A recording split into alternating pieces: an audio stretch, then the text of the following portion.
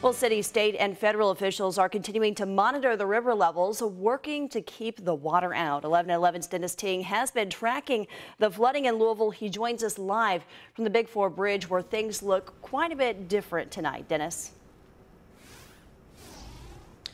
Well, that's right, Kayla. If you look behind me, usually the Big Four Bridge is lit up in colorful lights, but it's dark right now. We spoke with LG&E officials a little earlier. They say that the LG&E crews had to actually cut the power to the bridge because of the flooding, and we've been talking with LG&E crews earlier this week. We know that whenever the floodwaters come, they have to cut the power when it comes to safety. Again, their main priority is to keep people safe, and LG&E crews are just one of many, workers out working the floods these days. We've been monitoring the flooding, and with the river expected to get up even higher, crews are working around the clock to make sure everyone stays safe. What we've seen here is the wettest February in history in Jefferson County. The rain finally coming to a stop for now, but the damage is already done. The wet week combined with the rising levels of the Ohio River creating floods that have wreaked havoc throughout Kentuckiana.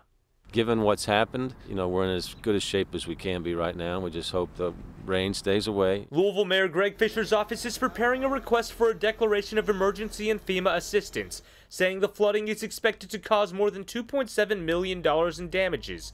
But he says the damage could be worse if it weren't for crews working 24/7 to contain the flooding, in addition to Metro Sewer District's 16 pump stations, pumping the water back into the river.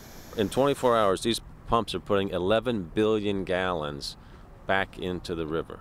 So imagine if these pumps break down, what would happen inland to our cities. MSD says while the pumps are getting the job done, they are in need of maintenance and upgrades.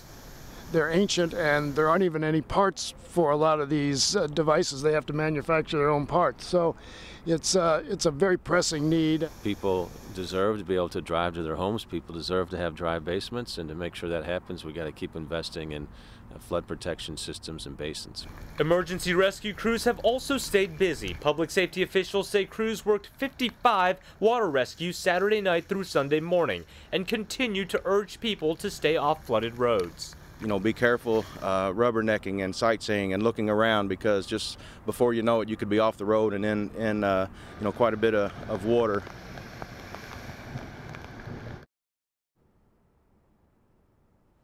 And Mayor Fisher's office says it'll need to wait for the damage assessment numbers before it can submit that request for a declaration of emergency. Those numbers will become more clear as the floodwaters recede, and we will continue to follow this flooding throughout the week. Live in Jeffersonville, Dennis Ting, WHAS 11 News.